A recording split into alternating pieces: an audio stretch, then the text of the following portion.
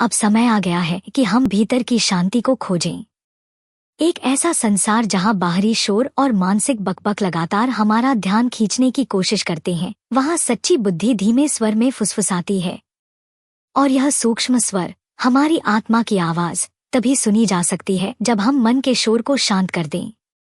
हम में से कई लोग शांति, सुख और किसी महान उद्देश्य की तलाश में रहते हैं, लेकिन अपनी ही मानसिक अशांति के भंवर में उलझ जाते हैं। गहरी ध्यान साधना मात्र एक तकनीक नहीं है, यह एक द्वार है, ऐसा द्वार जो हमें मन के कोलाहल से आत्मा की शांति तक ले जाता है, जहां ईश्वर से जुड़ना एक अनुभव बन जाता है, कोई विचार मात्र नहीं। कल्पना कीजिए कि आपका मन एक विशाल समुद्र है जो लगातार उथल पुथल में है। विचारों, भावनाओं और चिंताओं की लहरें उठती और गिरती रहती हैं। यदि समुद्र की सतह हमेशा अशांत रहे तो हम इसकी गहराई कैसे देख सकते हैं?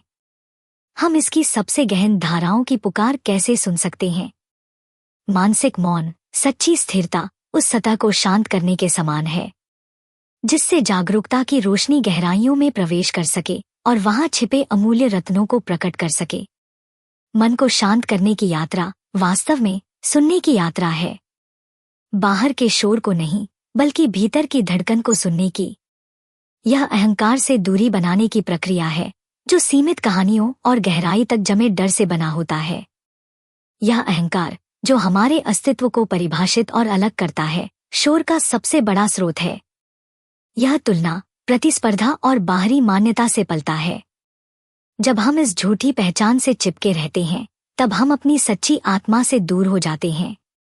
यहीं से आत्मिक पुनः प्रोग्रामिंग शुरू होती है, इस बोध के साथ कि हम अपने आप को जितना समझते हैं उससे कहीं अधिक हैं। हम केवल शरीर, भावनाएं या विचार नहीं हैं। हम वह मौन साक्षी हैं जो इन सबको देखता है। जब हम खुद को उस दृष्टा के रूप में स्थापित करते हैं, तो मन के तूफान और अपने बीच एक स्वस्थ दूरी बनाते हैं। यह विचारों से युद्ध नहीं है, बल्कि उनसे चिपके रहने से बचने की कला है। उन्हें आकाश में बहते बादलों की तरह देखना, बिना निर्णय और बिना लगाव के। यह सतत अवलोकन की साधना, जो गहरे ध्यान का मूल है, धीरे धीरे अहंकार की शक्ति को कम करती है और अंतर्मन की शांति को उभरने देती है। कई लोग आंतरिक पीड़ा के लिए बाहरी समाधान खोजते रहते हैं, एक सुख से दूसरे सुख की ओर, एक व्याकुलता से दूसरी ओर दौड़ते हैं। लेकिन सच्ची शांति, वह जो सभी परिस्थितियों से परे है, केवल भीतर पाई जा सकती है। यह एक स्थिति है, कोई वस्तु नहीं जिसे प्राप्त किया जाए। और इस स्थिति को पाने के लिए हमें कर्म की बेड़ियों से मुक्त होना होगा। वे सोच और कर्म के पैटर्न जिन्हें हम बार बार दोहराते हैं, अक्सर अनजाने में। हर विचार, हर शब्द, हर कर्म ऊर्जा की लहर बनाता है जो लौटकर हमारे पास आती है। यदि हमारे विचार नकारात्मक और असंतुलित हैं, तो हम और वैसा ही आकर्षित करते हैं। यदि वे प्रेम और शांति से भरे हैं, तो हमारा जीवन भी वैसा ही बनता है। यह यात्रा अंत में हमें विस्तारित चेतना तक ले जाती है। जब अहंकार का पर्दा गिरने लगता है, तब हमें अनुभव होता है कि हम पृथक नहीं, बल्कि एक विराट ब्रह्मांडीय तानेबाने का हिस्सा हैं। तब हम अस्तित्व के हर तत्व के साथ एकता का अनुभव करते हैं। और यही अनुभव हमें गहरे उद्देश्य और वास्तविक अपनापन का बोध कराता है। इसी अवस्था में आत्मा की आवाज स्पष्ट होती है। वह शब्दों में नहीं बोलती, वह अंतर्ज्ञान में, इम्पल्सिस में, उस भीतर की गूंज में प्रकट होती है जो हमारी आत्मा की सच्चाई से मेल खाती है। यह हमारी सच्ची पुकार है, हमारा धर्म, वह पथ जो पूर्ण आत्म साक्षात्कार की ओर ले जाता है। इस आंतरिक स्पष्टता का मार्ग आरंभ में कठिन लग सकता है। यह अनुशासन और समर्पण मांगता है।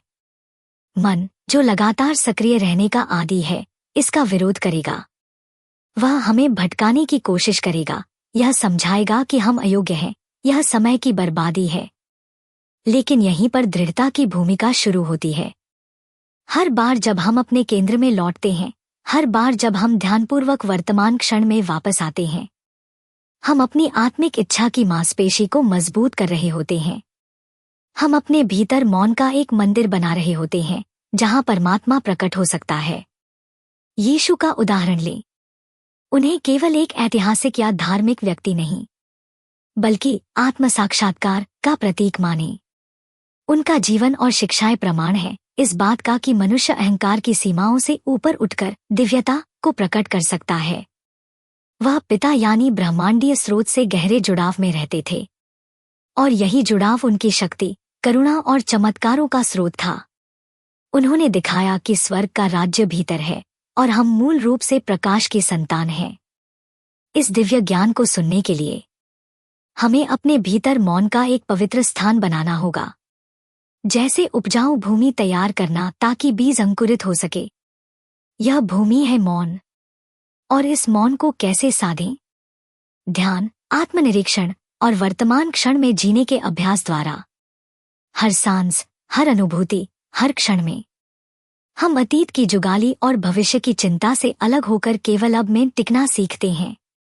अहंकार से ऊपर उठने की यह यात्रा कोई युद्ध नहीं है, बल्कि समर्पण की प्रक्रिया है। एक उच्च इच्छा के आगे, उस सार्वभौमिक बुद्धि के आगे जो सब कुछ संचालित करती है। यह अहंकार का नाश नहीं, बल्कि उसका आत्मा की सेवा में परिवर्तित होना है। मालिक से सेवक बनना।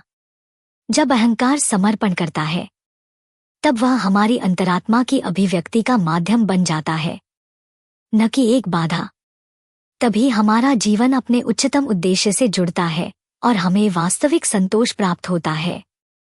भीतर की शांति कोई खोज नहीं रह जाती, बल्कि हमारे अस्तित्व की स्वाभाविक अवस्था बन जाती है।